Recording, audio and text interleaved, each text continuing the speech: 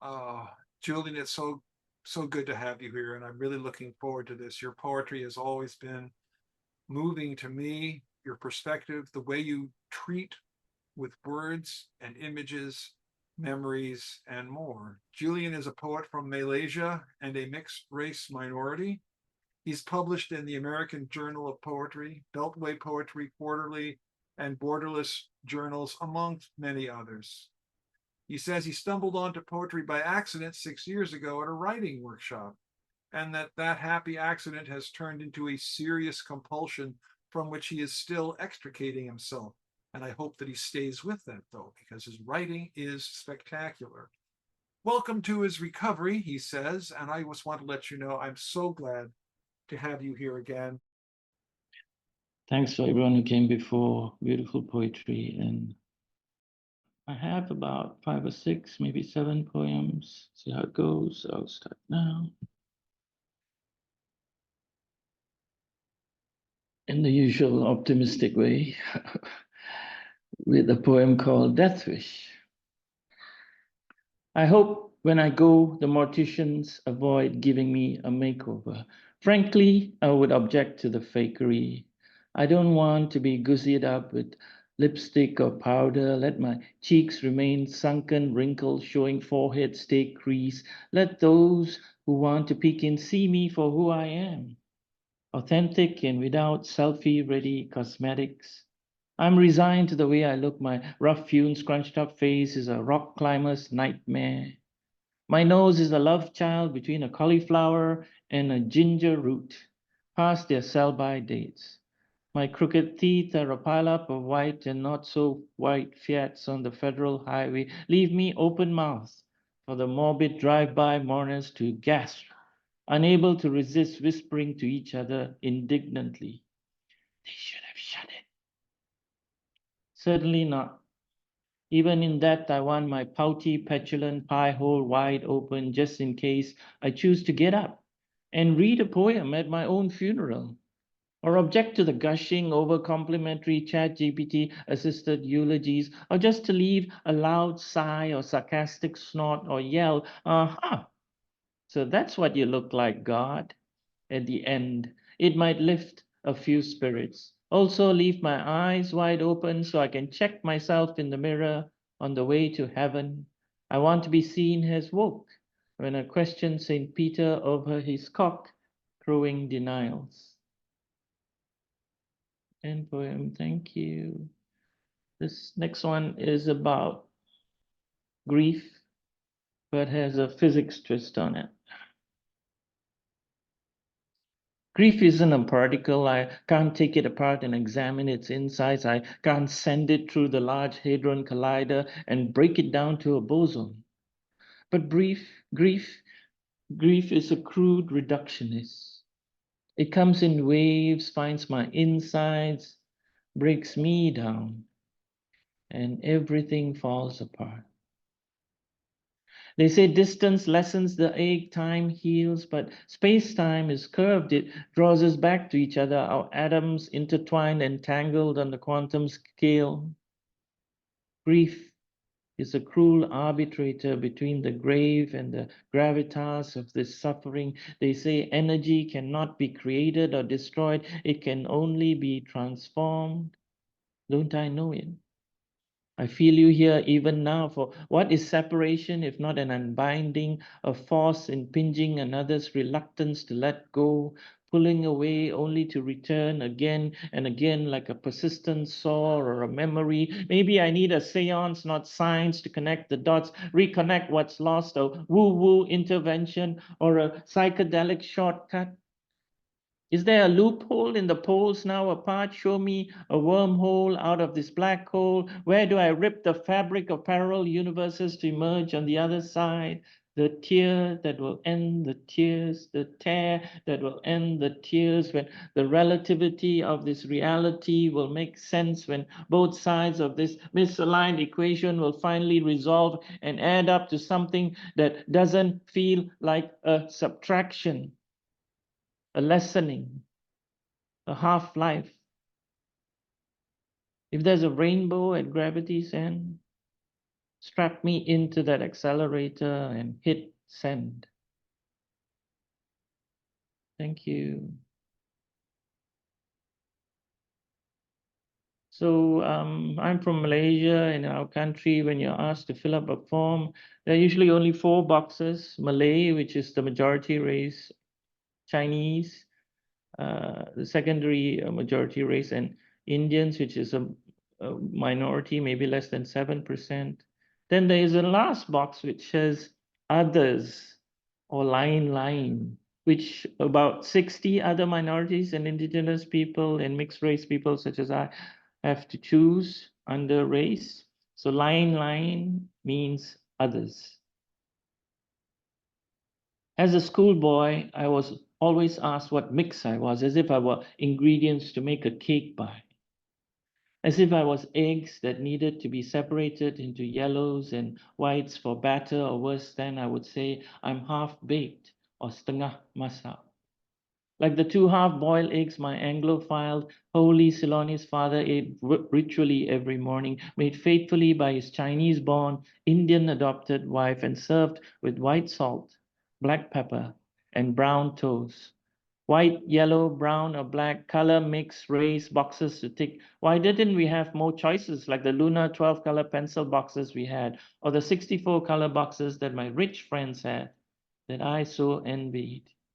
Because I was told I was not Malay, Chinese, nor Indian. And even though the teacher insisted Ceylonese should be classified under Indian, I refused to play the game. And why was my mother's composition not in the equation? When it comes to race, Cikgu, jangan main, teacher, don't play. I would rather be tagged lain, not as a badge of shame, but to show that under this prick skin we are same. After all, isn't line just an anagram for nail, like the 2 in the cross? I'd rather be a martyr than for all those who are lost, and if they crucified me for it, maybe it would start a religion that a billion others profess to. And the line gospels would not be written only by 4 men. It would have a billion godless spells written by every man, woman, and every gender in between. Every page, verse, and chapter would not be just in black ink on white paper, but a psychedelic rainbow reflecting nothing anyone has ever heard or seen before. We are all from the same DNA, so why do you label me as another? Do our mothers and fathers deserve to be called others? I would call you sister or brother or any pronoun you wish to be. You see, it really doesn't matter to me. I only see what I see. Do you see me too?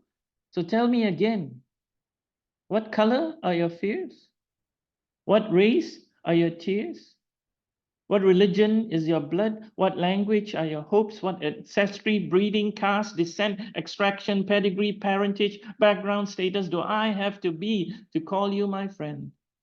And what will it take for you to identify me as human? Because when they made line, they didn't just break the mold.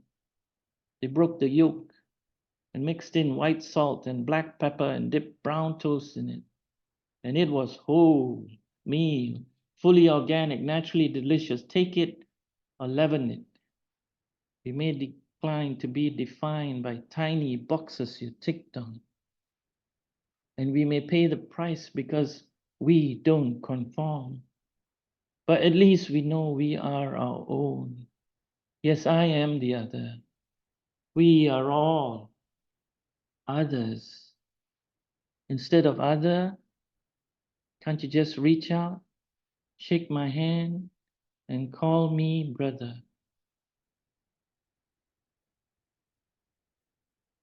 Thank you. So the next one is called Old Man Smell.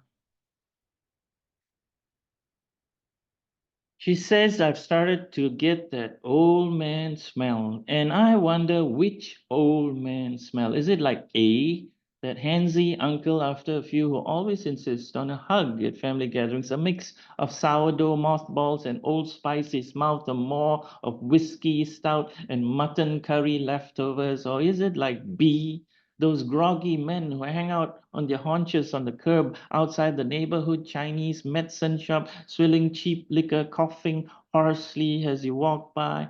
Or is it like See, when I was a reporter and covered those crash victims at the third-class men's ward at the government hospital with pus, untended ulcerous wounds assaulting my olfactory sense, unlike those classic movies where the lead actress is always complimented on how great she smells, alluring and sensuous, while maybe I smell like just another old factory, a rusty, rancid, rat-infested one by an abandoned railway line, overgrown with weeds where the strays pee on the sleepers, or like D, the unshaven, homeless man I didn't even notice until he approached me for a handout and was persistent, right up in my face, and I caught his eyes, vacant and cold as an empty boxcar, his expression cracked with pain, his mouth a yawning tunnel,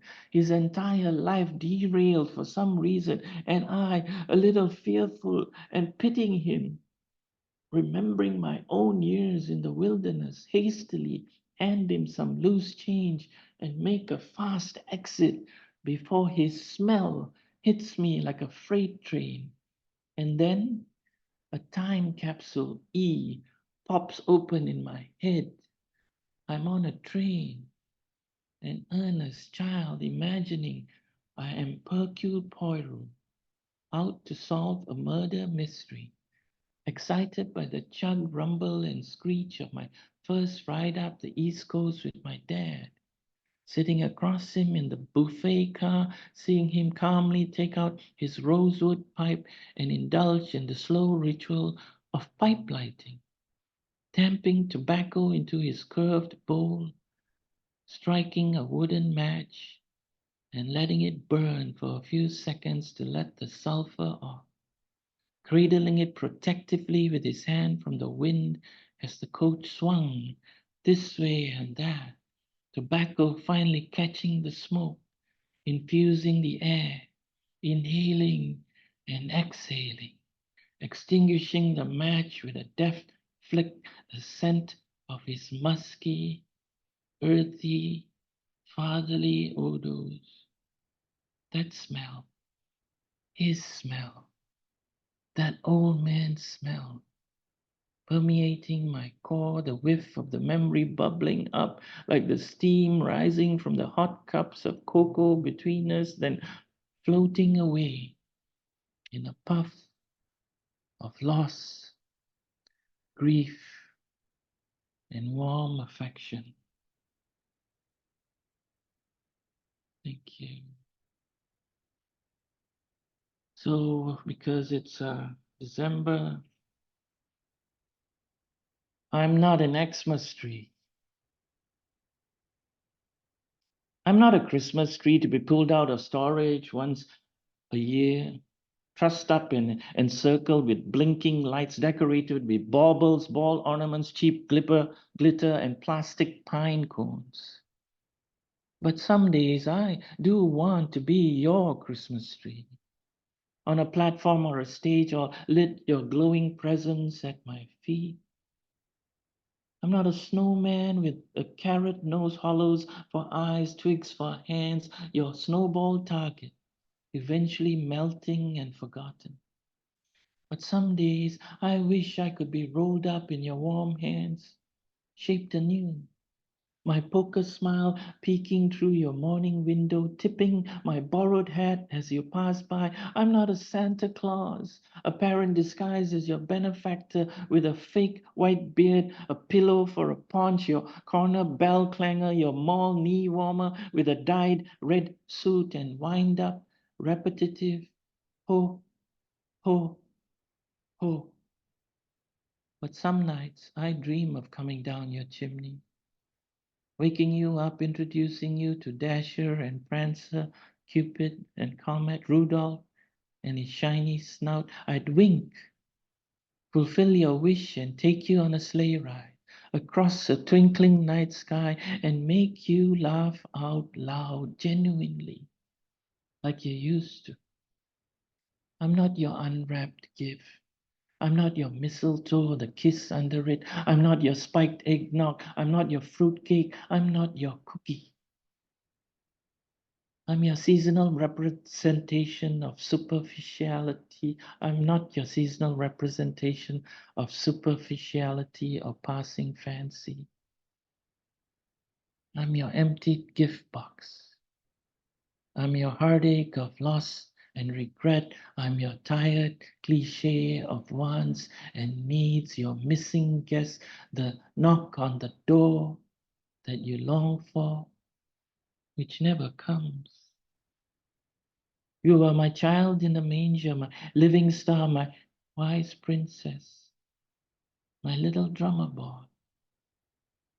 I'm still in your corner, pining for you, my hope evergreen for your healing, for my healing. Tinsel in a teardrop, a lone light, always on for you to find your way home.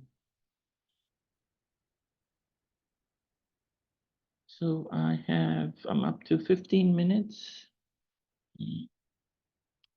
I had the honor of presenting poetry 2 days ago to about 50 doctors and trainee doctors at the humanities and ethics unit, and the symposium was called Healing Through Humanities, and I read this to them. Thank you, Dan. Thank you for your time. And this is the last poem. Thanks for everyone for coming. Patience Lament. Dear Doctor, I confess I Googled your name in the waiting room. It was a long wait, so I had time. I'm not trying to stalk you. Though I know exactly when you graduated, got married, that you have 2 kids, a boy and a girl, and a dog, a golden retriever named Doogie. Did you name it after Doogie Howser, MD? I like that show too, and Neil Patrick Harris. We already have something in common. I also Google my symptoms, so please don't put down my silly questions and avert my suspicious eyes. I'm genuinely scared and not trying to be Hugh Laurie in House MD and one up you about my ailment. But maybe we can be partners, like in CSI, two crime scene investigators. Although my body is still very much alive and does not need to be yellow taped from curious onlookers, but there might be a killer inside me on the loose. So let me therefore be the Watson to your Sherlock, Robin to your Batman, the sidekick to your superhero. You can tell I watch a lot of TV. Also, I'm a poet. We are into the ancient Greek, so allow me to quote the Hippocratic Oath. First, do no harm. I'm also afraid of blood and needles, so I need you to make me feel calm. If any part of me is broken, please be my bedside balm. Please take time to soothe me with your charm. You see, I like to rhyme. Dear doctor, when you touch my body, I want you to think of this body as a metaphor of our common humanity. When you x-ray me, please note I'm not merely a black and white image on a screen. I'm much more colorful than that. My bones are my own, but they also contain ghosts of thousands of those who came before me. The calcium was sourced from my mother's breast and hers from her mother's.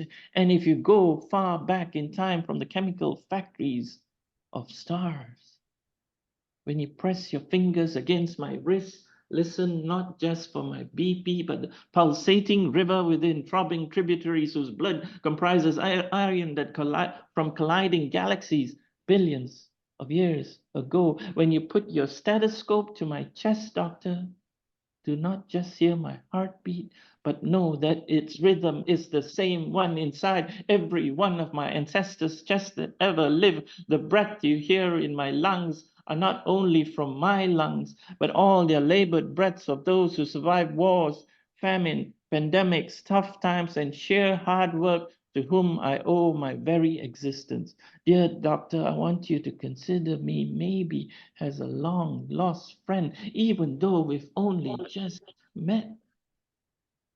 I won't snitch on you or tell anyone our secrets, and I'll always be there to lend a ear or a shoulder, as I'm sure you will mine if my heart hurts. Dear doctor, I'm not a frog you dissected, At Biology 101, not a cadaver you carved up at med school. I'm not merely a set of symptoms, a medical chart that needs filling. I'm not just samples to be taken, to be poked, prodded, probed. I'm not bed 13 at Ward 4 to be diagnosed, drugged, and discharged.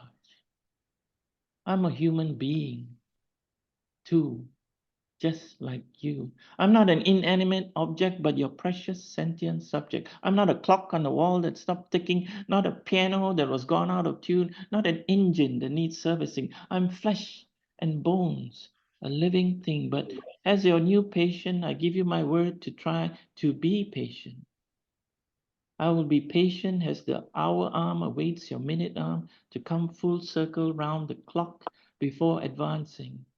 When you step in the operating theater, or think of you as an accomplished pianist about to step out from behind the curtain, I'll be patient as the hushed audience in the auditorium, as patient as the lone, finely tuned piano on stage. Let's play music together to soothe the ache within us all.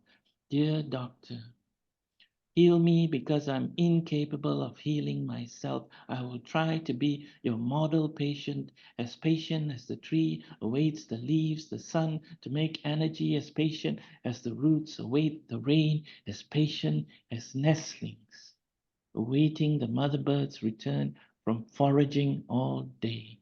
If you find anything inside me that needs fixing, please be as patient as the orb weaver that retreads a callously broken web, strand by strand, until a sparkling, symmetrical net unfolds that appears to catch every ray of the sun.